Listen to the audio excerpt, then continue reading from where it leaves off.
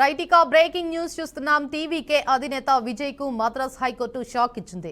విజయ్ పై విధించిన 1.5 కోట్ల రూపాయల పన్ను జరిమానాను ధర్మాసనం సమర్థించింది. ఇక 2015-16లో 15 కోట్ల ఆదాయాన్ని వెల్లడించలేదని ఆరోపిస్తూ విజయ్ పై ఆదాయపు పన్ను శాఖ 1.5 కోట్ల జరిమానా విధించింది.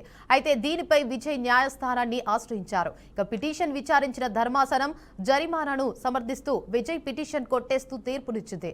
జనవరి 23, 2026న తీర్పును రిజర్వ్ చేసిన జస్టిస్ సెంథిల్ కుమార్ రామమూర్తి తీర్పును శుక్రవారం వెలువరించారు.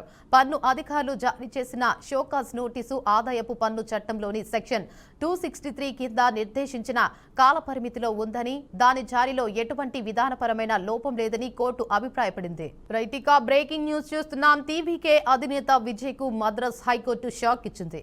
విజయ్ పై విధించిన 1.5 కోట్ల రూపాయల పన్ను జరిమానాను ధర్మాసనం సమర్థించింది. 2015-16లో 15 కోట్ల ఆదాయాన్ని వెల్లడించలేదని ఆరోపిస్తూ విజయ్ పై ఆదాయపు పన్ను శాఖ 1.5 కోట్ల జరిమానా విధించింది. అయితే దీనిపై విజయ్ న్యాయస్థానాన్ని ఆశ్రయించారు. పిటిషన్ విచారించిన ధర్మాసనం జరిమానాను సమర్థిస్తూ విజయ్ పిటిషన్ కొట్టేస్తూ తీర్పునిచ్చింది. ఇక జనవరి 23, 2026న తీర్పును రిజర్వ్ చేసిన జస్టిస్ సెంథిల్ కుమార్ రామమూర్తి తీర్పును శుక్రవారం వెలువరించారు. పన్ను అధికారులు జారీ చేసిన షోకాజ్ నోటీసు ఆదాయపు పన్ను చట్టంలోని సెక్షన్ 263 కింద నిర్దేశించిన కాలపరిమితిలో ఉందని, దాని జారీలో ఎటువంటి విధానపరమైన లోపం లేదని కోర్టు అభిప్రాయపడింది. కరీంనగర్ కు 2 ఏళ్ల కాలంలో ఒక్క పైసా కూడా ఇవ్వలేదని సీఎం రేవంత్ రెడ్డిపై కేంద్ర మంత్రి బండి సంజయ్ సంచలన వ్యాఖ్యలు చేశారు. జిల్లాకు నిధులు విడుదలపై శ్వేతపత్రం విడుదల చేసే దమ్ముందా రేవంత్ అని సవాల్ విసిరారు. దొంగ మాటలతో కొంపలు ముంచే సీఎం మాటలు నమ్మి మోసపోకండి అంటూ కీలక వ్యాఖ్యలు చేశారు. మున్సిపల్ ఎన్నికల నేపథ్యంలో కరీంనగర్ కార్నర్ మీటింగ్ లో కేంద్ర మంత్రి బండి సంజయ్ పాల్గొన్నారు. కరీంనగర్ కు 1400 కోట్లు విడుదల చేశారని రేవంత్ రెడ్డి చెప్పడం పెద్ద జోక్ అని, 2 ఏళ్ల పాలనలో కరీంనగర్ కు నయా పైసా కూడా ఇవ్వలేదని మండిపడ్డారు. ఇక నన్ను కోసినా నయా పైసా లేదని చెప్పిన రేవంత్ రెడ్డి దొంగ మాటలు నమ్మి మోసపోకండి అని బండి సంజయ్ అన్నారు.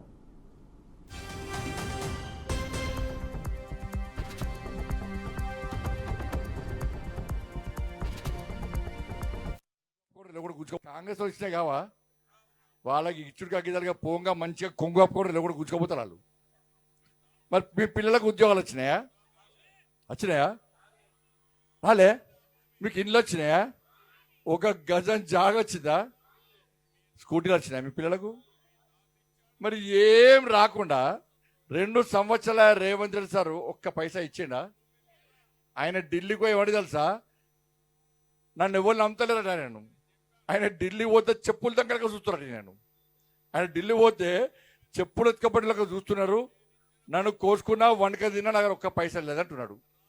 మరి చెప్పుల దొంగకు పైసలు ఇస్తారా? ఎవరైనా నమ్మనకు రూపాయి బిల్లు పెడతారు, ఎవరు నమ్మతలేదంటే ఇస్తారా పైసలు? మరి పైసలు ఎవరిచ్చారు ఇప్పటిదాకా?